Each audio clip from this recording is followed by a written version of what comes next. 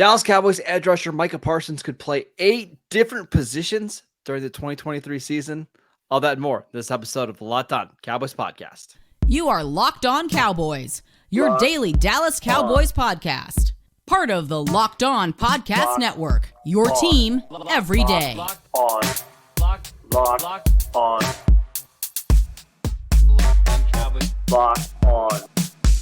Cowboys. Welcome back to the Locked On Cowboys podcast, part of the Locked On Podcast Network, your team every day. We'd like to thank you for making us your first listen of the day. This episode is brought to you by FanDuel Sportsbook, the official sportsbook of the NFL. Make every moment more. Visit FanDuel.com/lockedon today to get started. I am your host, Marcus Mosher. You can follow me on Twitter at Marcus_Mosher. Joining me today, as always, is Landon McCool. You can follow him on Twitter at McCoolBCB. Landon, we are recapping our notes from week 2 of the Dallas Cowboys OTAs. We got this interesting note from Micah Parsons at practice. He says, I could potentially play 8 different positions this season. Buy or sell, Parsons playing 8 different positions. I'm probably gonna, man, love a good buy or sell. I'm probably gonna sell. I mean, 8 different positions seems very arbitrary, right? Like, Are you not playing the left corner, the free safety and strong safety, but you're playing the right corner? Is that what it's supposed to be? Like, to me, it's basically like 8 different spots they could line up, right? That's that kind of the way I interpreted that. Yeah, I kind of interpreted it as he's a guy who's speaking in front of the media, and he's like, yeah, it's a lot, 8 different positions, right? Like, I'm not holding him to the number. I'm not going to be, like box scoring every single game to make sure that he hit all 8 positions by the end of the season. Yeah, I think the idea is that he's still going to move around a lot. They're still going to deploy him in a whole bunch of different ways. There was a ton of talk already this offseason about all the weight he's gained or not that much weight, just a whole bunch of talk, more talk than weight that he's gained, frankly. And it's all been focused on like the idea that he's going to play a whole bunch more defensive end. And, now Micah Parsons is playing defensive end. Like it wasn't happening last year too, but I think if anything, this is just a case where, there's not a ton going on. Micah Parsons is an interesting player. And one of the things that makes him interesting is that he kind of lines up all over. I think what he's ultimately trying to tell us is that trend is going to continue. He's going to continue to line up in different spots and be deployed in different ways to kind of get the best advantages that the defense can get. I don't know that this is like, we're going to see Micah Parsons lining up against, wide receivers and running cover one and playing in a silo. I just think that this is kind of an overblown story about a guy who was already very exciting and already lining up in a whole bunch of places. Yeah. So Dan Quinn had a really interesting quote a couple of weeks ago about, he was talking to Micah Parsons on how to get him to take the next step in his career. Yeah. And then Parsons actually kind of commented on it this week. I'll read you the quote. It says, I'm kind of off the sack wave. I'm on to the impact wave. You see Aaron Donald, he can have 12 sacks, but the impact he makes is so dominant. You can tell I really just want to be dominant. And then you see guys who have 16 to 17 sacks, but they're not considered a guy. I want to be a guy, not one of the guys. What Dan Quinn was trying to get to Micah Parsons earlier this offseason is it's not easy to put up awesome stats, but the generational players make it easy for everybody else around them to get stats. And I think that's kind of what Micah Parsons is alluding to here is, how can I be so great that it makes everybody else around me better? And maybe that means I don't get 17 sacks, but my impact is bigger. I think that's what we're going to see from Micah Parsons this year. Yeah, it's the old disruption is production idea, right? Yeah. Is that if you could find a way to put him into a situation where he's drawing so much attention that it's going to allow other folks to kind of beat their one-on-ones and produce on their level. That's the kind of thing that he's looking for. It's not just enough to be a singularly dominant player who's racking up stats if ultimately you're not providing opportunity for the rest of the players around you. That's what the truly great players do. I mean, the kind of straws that stir the defense, the drinks of the defense, right? That everything is based off of, look, an offensive coordinator is going into a game plan this week against the Cowboys first thing he's going to do is how do we stop Micah Parsons? And that's what the Cowboys want, more of offensive coordinators staying up late at night, trying to figure out ways to stop Micah Parsons. And then while doing that, while expending all these resources and time and trying to stop Micah Parsons, you forget about DeMarcus Lawrence. You forget about Sam Williams. You forget about Oso Odigizua. You forget about some of these guys who, can take advantage of the just the shift of literal bodies from one side of the defense of the offense to the other to try to stop Micah Parsons. Suddenly you get a much more advantageous situation for someone on the other side of the line.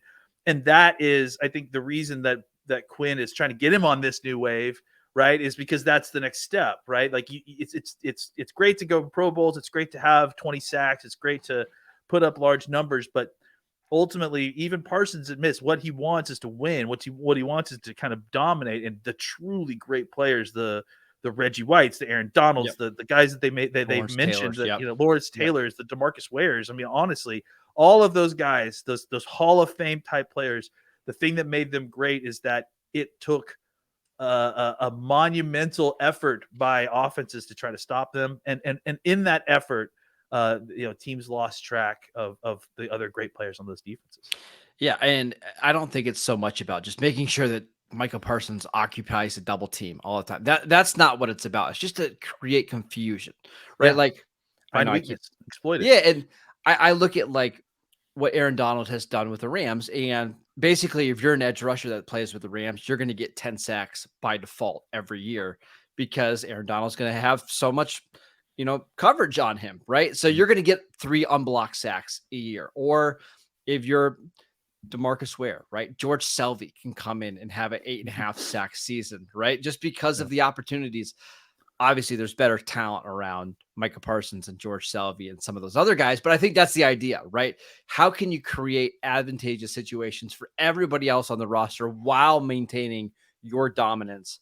I think that's the goal for Dan Quinn and Micah Parsons this offseason. Yeah, absolutely. And it's a good goal. That's how you take your defense from very good to dominant, right? Yep. Is that suddenly everybody's eating because all because the top dog is drawing so much attention. All right, let's talk about some of the other notes that we have from Cowboys OTAs next. This episode is brought to you by FanDuel. Make a fast break to FanDuel during the NBA playoffs because right now, new customers get a no-sweat first bet up to $2,500. That is up to $2,500 back in bonus bets if your first bet doesn't win. Just saw that the Nuggets are like minus 340 still to win the series. I still think I would take that bet, even though they lost last night. There's no better place to bet on all the playoff action than America's #1 sportsbook. Visit FanDuel.com/lockedon and get a no-sweat first bet up to $2,500. That is FanDuel.com/lockedon to get your no-sweat first bet up to $2,500. FanDuel, the official sports betting partner of the NBA. We want to thank you for making Locked On Cowboys your first listen every day. Everydayers. On tomorrow's show, we're going to talk a little bit about the Cowboys quarterback position, what we saw last year, what we expect kind of going into the year, and then some future stuff. So make sure you guys tune in for that. Landon, let's talk about some more news and nuggets that we got out of OTAs, including a Jourdan Lewis injury update that has me a little bit concerned. Jourdan Lewis said that his injury was one of the worst that a doctor has ever seen, referring to his Liz Frank injury. And the hope is that he is ready for training camp. What were your thoughts when you saw that news? I mean, I think the thing that the line that actually startled me the most was I think he referred to it as it's like trying to run on a new foot. And I was like, yeah, that's not something that who's a professional athlete who has to run on his feet all the time, especially in a position where a slot corner. Like pretty important. Yeah. That's not a great thing to hear. So I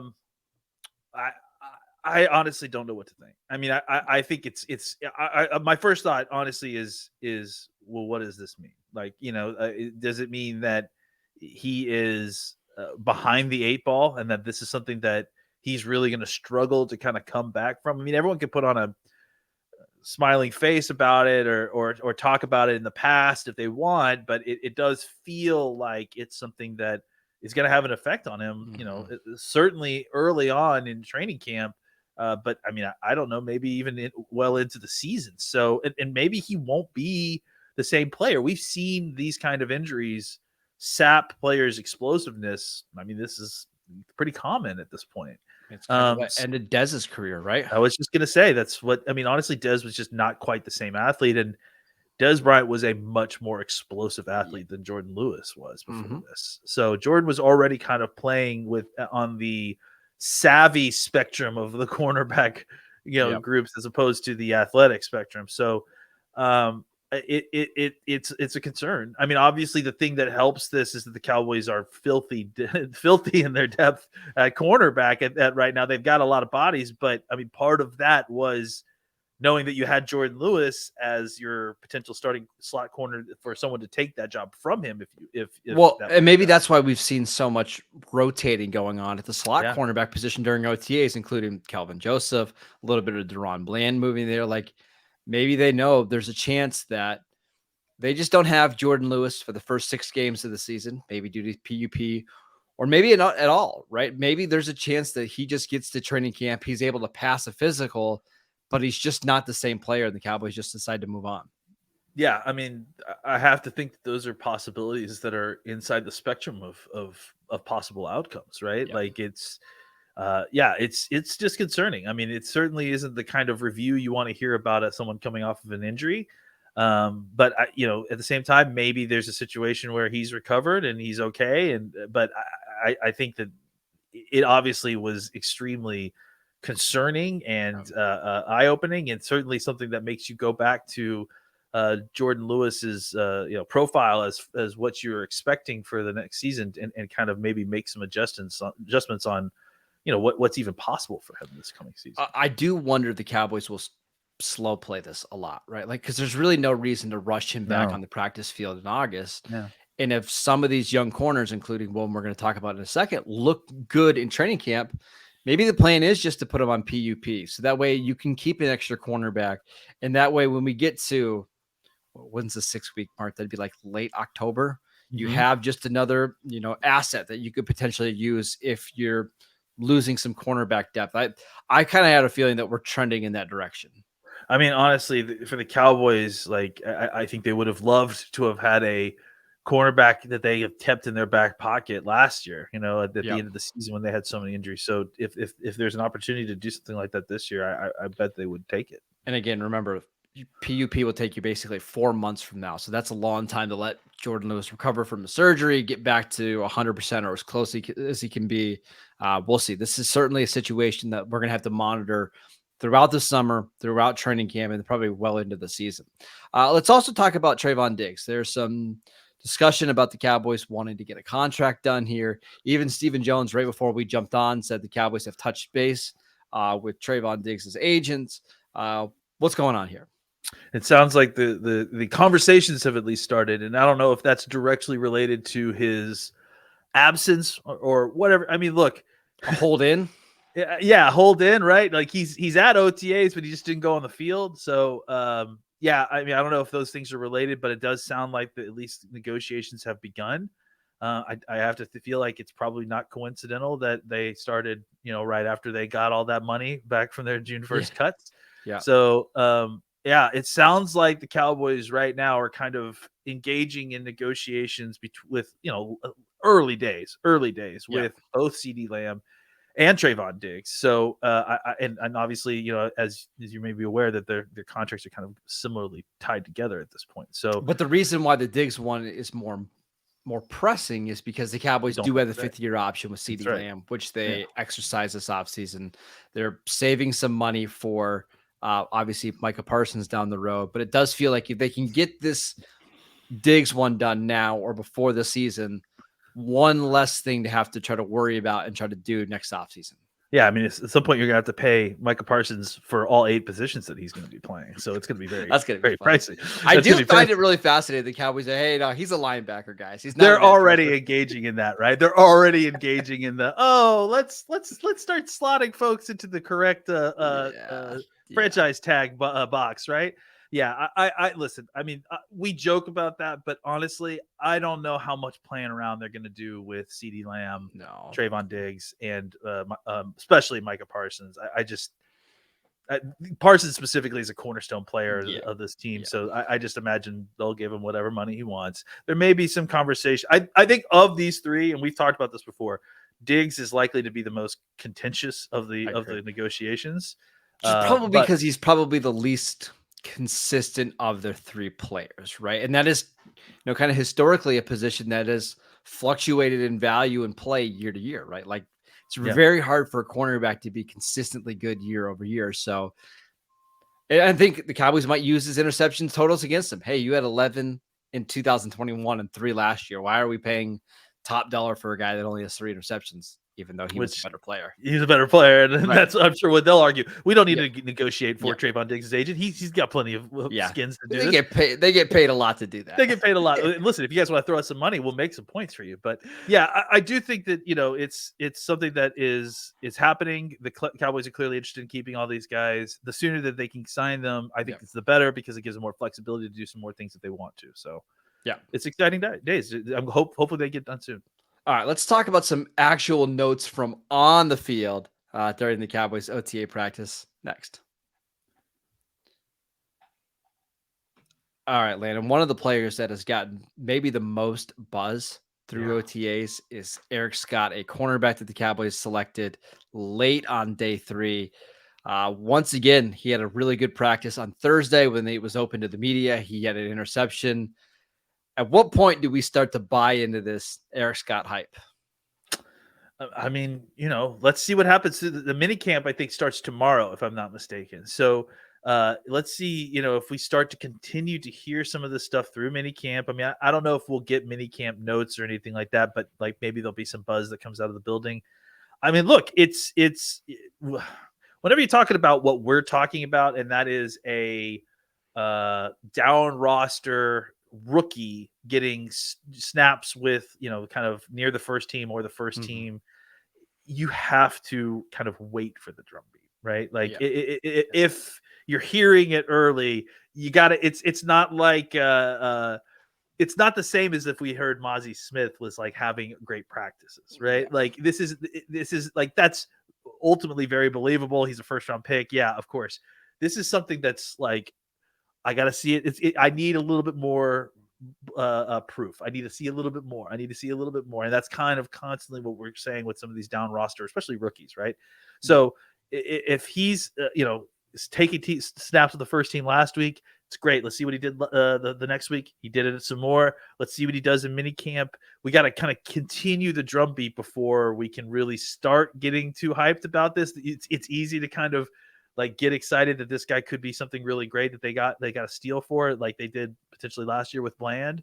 And that's what I was going to mention. Like we started to hear a lot about Duron Bland at this time last year. And obviously you're not saying he's going to have the same impact as Duron Bland, but if you are going to have, one of those seasons, like being a productive rookie for a day 3 guy, it's got to start now. Like you've got to consistently have, hey, he's had a good week of practice. He had another really good week of practice. We're going to find ways to get this guy in the field. I mean, so far, I don't know how you couldn't be excited about Eric Scott. Yeah. And honestly, I think what this is that they're proving it to themselves. Like this is the Cowboys coaching staff saying, is this really what we think this is? Let's get him out there with some of the ones and see if he's still doing it. Right. So right now they're in the process of proving it, proving what their eyes see, right? Like, okay, this guy, we may have something. Let's see. Let's put him out there and see what he can do. So, I mean, look, to answer your question, this is what it looks like, like when you get a down roster corner rookie that's going to potentially make some impact in his rookie season. But that doesn't mean that we're there yet, right? Yes. Like we still have more that we need to see before we're going to be. It's just checking a box, right? That's checking really boxes, the drumbeat, right? But yes, this is the path. We are on the path for Eric Scott having a kind of, what do you want to call it? An extraordinary rookie season, a breakout rookie season, whatever.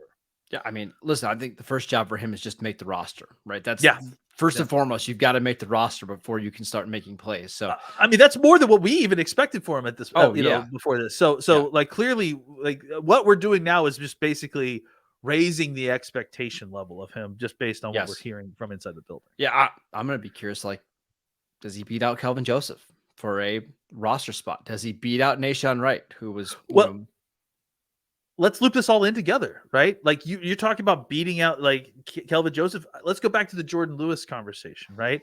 Is the idea that, hey, we need Eric Scott to kind of step up as an outside guy because we're going to need Kelvin Joseph to kind of play inside to potentially provide depth for Jourdan Lewis if he can't play. So it might be that these things are more tied together than we realize, right? Because they need Eric Scott to play because they need bodies.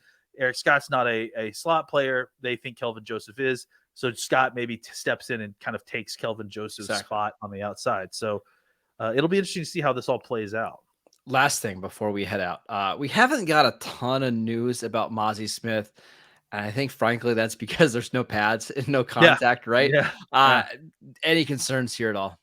Nope. It sounds like him and Tyler Smith got into a thing on Thursday, which is fun. I'd love to hear the sounds of that. Whatever that's going against each other. Yeah. It's like that's the sound that you pads, hear. Yeah, exactly. So it's just their bellies slapping each other, right? I think and look, John Owning has been rightfully saying release the stance tape or whatever. Like, we want to see pictures of this new stance because I do think it's gonna make a difference. But yes, I do agree. I mean, look, the nature of the position. This is a guy who is a nose tackle. He's gonna make his most impact when he's physically moving bodies, and that requires pads. So which won't be till like mid-August. Yeah. It's funny. It's for Cowboys fans. Like, we haven't drafted an exciting defensive tackle in so long. We've forgotten how long we have to wait before we can truly evaluate one. So, because remember, the Cowboys start training camp late July, but the pads don't really come on until a week later, 2 weeks later. So you have to wait a little bit. I did see one picture of him in Isaac Alarcon, who moving from offensive guard to defensive tackle. That was not pretty, but that's the only one I saw. That picture, honestly, I think I pointed that out to you. The picture that has Isaac in it, Isaac is the more kind of striking thing in that picture. Seeing him line up in a defensive lineman stance is very odd. Didn't look natural at all. No, he's got all his weight on his front hand. Like, he's like, if all an offensive lineman had to do is just swipe at his down hand, he's gonna fall flat on his face. Yeah. Man, I love talking about OTAs. It's so much fun. So, all right, that is it for today's show. Again, we want to thank you for making us your first listen of the day. Be sure to tune in tomorrow talking about Dak Prescott and the rest of that quarterback room in position moving forward. We are free on YouTube. We're free and available wherever you can get your podcasts. Go follow Landon on Twitter at McCoolBCB. I'm at Marcus_Mosher, and we'll see you next time.